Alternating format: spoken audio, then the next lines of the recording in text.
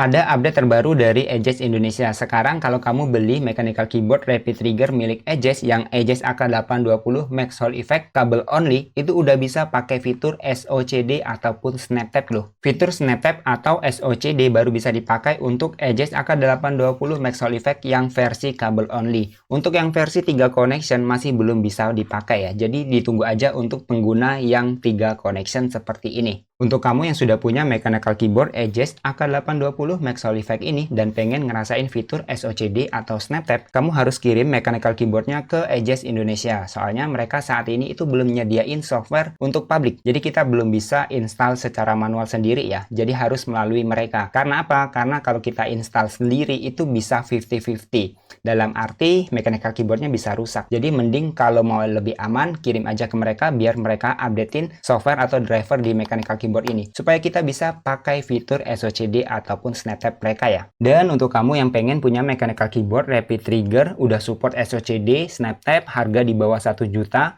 dengan spesifikasi yang bagus banget, kamu bisa check out mechanical keyboard ini di keranjang video ini. Langsung aja check out, oke?